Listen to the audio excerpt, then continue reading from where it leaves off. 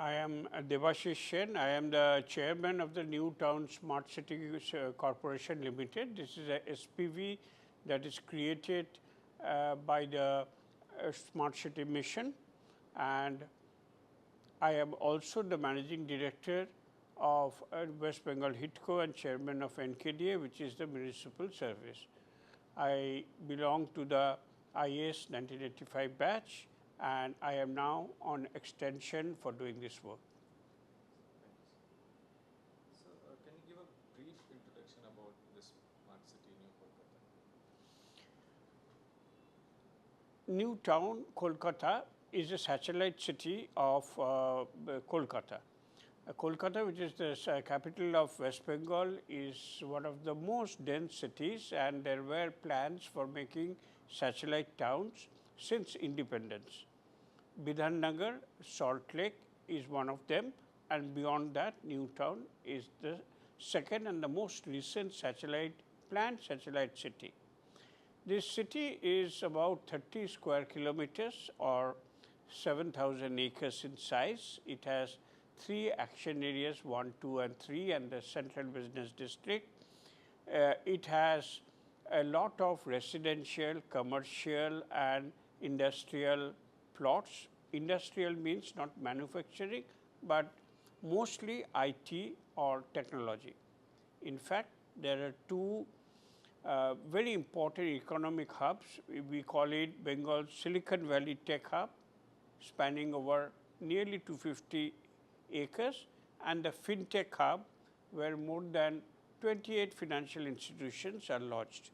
In addition, there are 3 special economic zones where all kinds of technology companies are working. The population now is estimated to be more than 1 lakh, and another 20,000 should be commuting daily for work. So, regarding this streets project, what is the key highlight of this project? The streets project basically tries to create a community, well-serving community. It serves to highlight the interaction between people. New Town was born roughly in the year 2006, when first people started settling in, and all the people from all parts of Kolkata, Bengal, India and abroad have come here. So, it is very important to weave a good community among them, and this streets people, the streets project tries to bring people together for music, culture, band, plays, or just eating till midnight, and a very vibrant zone which is, to my belief, extremely successful and utilizes forgotten spaces in the urban scape. So, what were the key learnings through this project process? It was a very highly welcome project. People were excited when we did this citizen interaction. Everybody wanted to be a part of the smart city project, and indeed we did involve people to be part of us. We hold opinion polls online, we hold Zoom meetings, we hold physical interactions, and everybody is very happy to embrace the smart city and its nuances. What I think is the most important takeaway is that it has helped the city anticipate the needs of the people in the future and try to do it now. In most cases, after there is a flood, people build embankments. After there is a waterlooking, people look at drain clearance and other things. But in this case, for example, one project I will just single out is the vehicular underpass system that is built with the smart city funds. The most important junction in this city, the central junction, it's called Narkol Bagan. It used to be always very much traffic jam prone. Average waiting time of 4 to 5 minutes was there during peak office hours. And what we did pedestrian subways on all 4 sides and a vehicular underpass which carefully navigates the slopes, and it's such a beautiful thing that people have really blessed it. So, instead of the traffic jam becoming unbearable first and then creating a solution of a flyover or underpass somewhere else, the smart city allowed us to look at the emerging problems and try to prevent problems from happening. There are many other examples that I can give.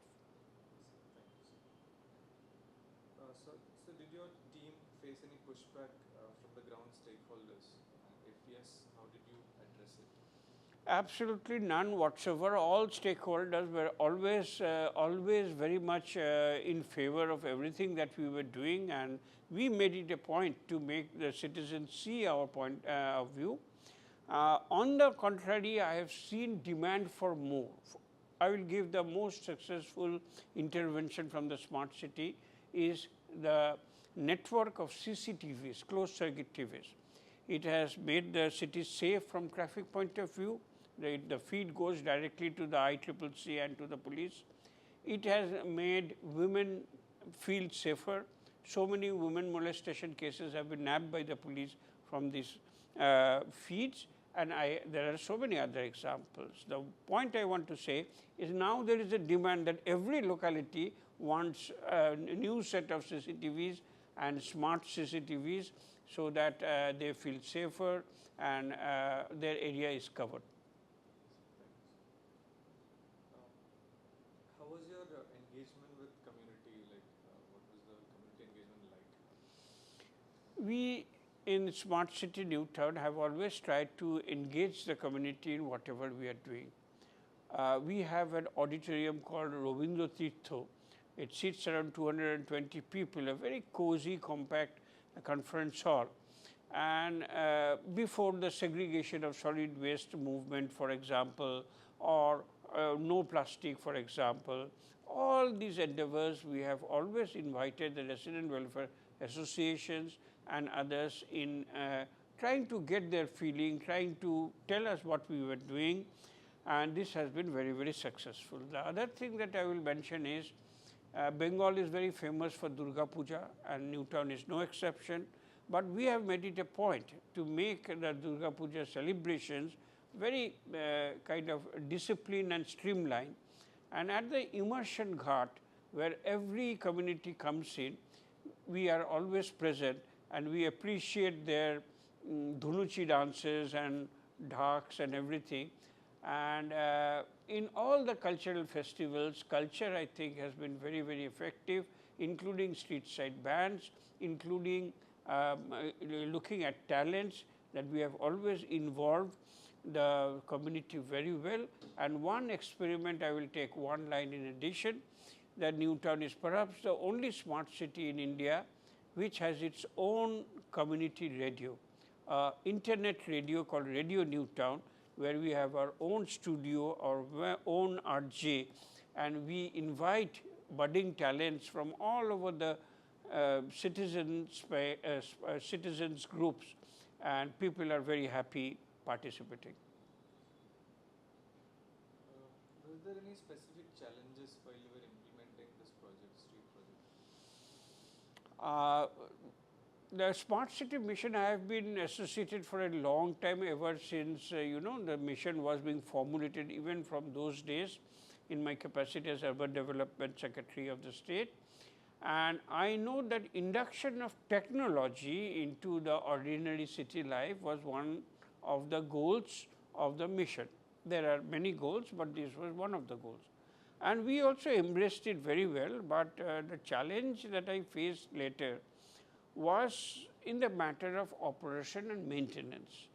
Very often an air-conditioned laboratory or an air-conditioned IT room is very, very different from the urban cityscape, where there are mischievous and naughty kids, dust, storm, continuously construction people cutting cables, and continuity of maintaining the CCTV feeds, the other connectivity issues has been a challenge, and there is a constant fight and struggle to keep it on.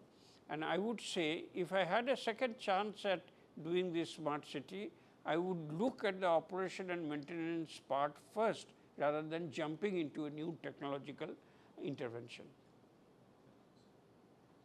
what would be your advice to the newer cities who want to implement such street projects in their cities? I would say very much that please go in for durable solutions.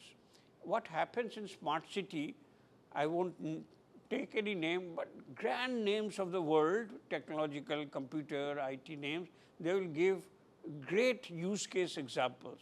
But if you probe, you will find that use case is working in Paris or Barcelona. Indian context is different. The dust, the storm, the heat of the day, it must be an enduring solution, or after a while everything stops functioning. So please look at things that have worked in India. My small example, little from the smart city, this robotic manhole cleaning equipment. We first saw in another city, another smart city in India, sent our engineers there, saw that it's really working in actual conditions, real life conditions, and indeed it's really working well.